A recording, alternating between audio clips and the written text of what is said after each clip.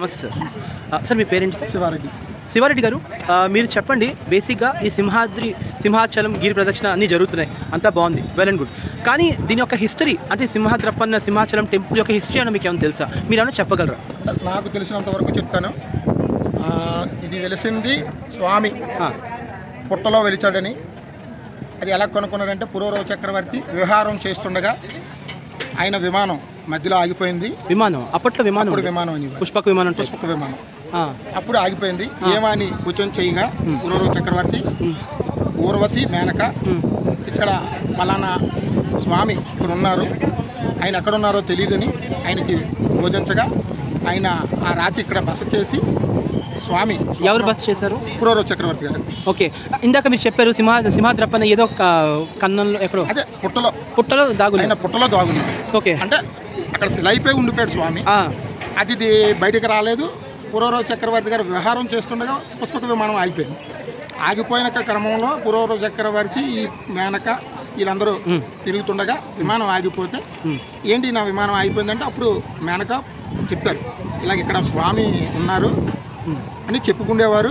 ఉన్నారేమో ఇక్కడ అంటే అప్పుడు ఆయన ఇక్కడ ఆగి రాత్రికి బస చేసి ఉంటే స్వప్నంలో స్వామి వచ్చి నేను పలానా దగ్గర ఉన్నాను, నన్ను వెలుగులోకి తీసుకురండి అంటే ఆయన వెతగ్గా వాళ్ళ బట్టలతో వెతికించగా ఒక బుట్టలో దొరికితే ఎక్కడ ఉన్నారని చూస్తే ఇక్కడ గంగదారని ఉంటుంది.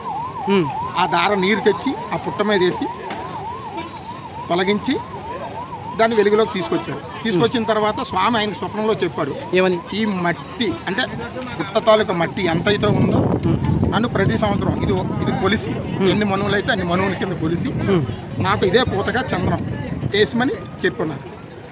అది తేవడం ప్రతి సంవత్సరం వైశాఖ శుద్ధ తదియ ఆ రోజు స్వామిని చంద్రంలో నుంచి బయటికి తీసుకొచ్చి అందరికీ దర్శనం ఇస్తారు. ఒకే రోజు ఎంతమందికైనా ఒకే రోజు ఇస్తారు. అంటే మార్నింగ్ 1 గంటకి తొలగిస్తారు. 5 గంటల సంవత్సరంలో ఒకసారి చందనం తొలగించి భక్తులకి దర్శనం ఇవ్వడం జరుగుతుంది.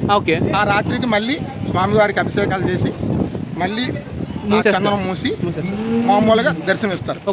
అది నిజరూప దర్శనం, ఇది మామూలు సర్వదర్శనం. ఓకే, ఇది ఇలా జరుగుతుంటది. ఈ స్వామి యొక్క పెద్ద విశిష్టత ఏంటంటే ఎవరు ఏమి కోరుకున్నా స్వామి తప్పకుండా నెరవేరుస్తారు. అది నమ్మకం ఉండాలి స్వామి మీద. ఉన్నావు నాకు స్వామి అని చెప్తే ఎటువంటి వాళ్ళకైనా ఏది కోరుకున్నా అది అవ్వచ్చు, ఆరోగ్యం అవ్వచ్చు, డబ్బు అవ్వచ్చు. నాకు చాలా మంచి చేశారు. ఎందుకంటే ఆయనలో ఉండి గొప్పతనం. అవును, కానీ ఆయన కొలాలి. కొలిసినప్పుడు కూడా ఆయన అంత బేగ వరం ఇచ్చే అంత గొప్పడే కాదు, మన సహనం కూడా ఆయన చూస్తాం. ఇదంతా పక్కన పెడితే బేసిక్గా సింహాద్రప్పన కావచ్చు, సింహాచలం ఒక లక్ష్మీ నరసింహ కావచ్చు, ఆయన ఒక అవతారం. బేసిక్గా ఆయన అవతారం ఎప్పుడైంది?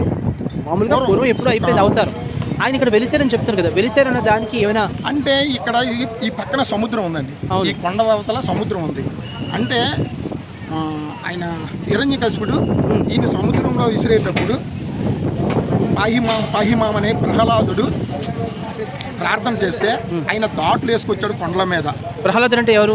ఆయన భక్తుడు, విష్ణుమూర్తి భక్తుడు ప్రహ్లాదుడు. బేసిక్గా ఈయన విష్ణుమూర్తి అవతారం. అంటే ఎన్ని అవతారాల్లో విష్ణుమూర్తి అవతారమే.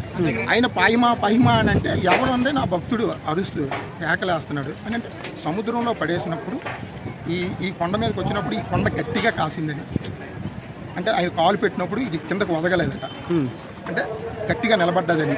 మిగతా కొండలన్నీ ఆయన కాలు వేస్తే కిందకి వెళ్ళిపోయింది. ఇది ఒకటే వేసి కిందకెళ్ళి సముద్రంలో నుంచి ఆయన తీశారని అనుకుంటారు. అది భక్తులకి కొంతమంది ఒకలాగా అనుకుంటారు, కొంతమంది ఒకలాంటి. చాలా వరకు అనుకోవడం ఏంటంటే పక్కనే సముద్రం ఉంది కాబట్టి ఈ సినిమాలో కూడా ఉంది. ఎందుకంటే హిరణ్యకశిపుడు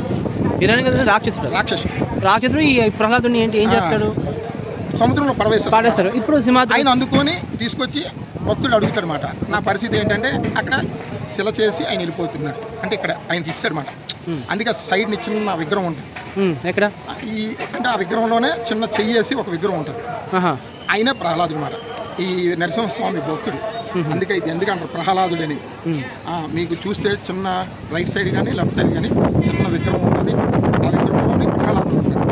ఆయన కోరిక మేరకు ఇక్కడ వెళ్తాడు. సో బేసిక్ అయితే ఇప్పుడు దేవుడు అప్పుడప్పుడు కొంతమంది అంటూ ఉంటారు ఆయన వస్తూ అంటే లైక్ వెలిసిందే. ఎందుకంటే ఇక్కడ ఆయన వచ్చి ఇక్కడ శిల అయిపోయాడు.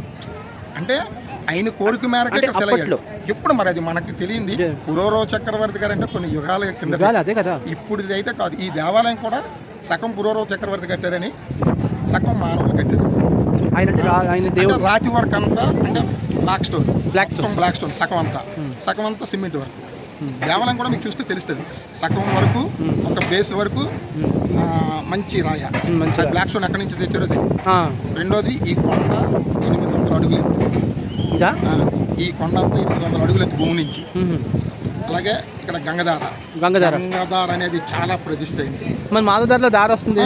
ఈ చుట్టూ 12 దారులు, కొండ చుట్టూ 12 దారులు. మీకు తెలిసిందో మాకు తెలియదు. 12 దారులు ఉన్నాయి. పుల్లడ దారని, మాధవ దారని, సీకటి దారని, సీతమ్మ దారని, ఈ దారులన్నీ ఉన్నాయి. ఈ దారిలో ఏ దారిలో నీళ్ళు తాగినా చాలా గొప్పది, ఆరోగ్యమైంది.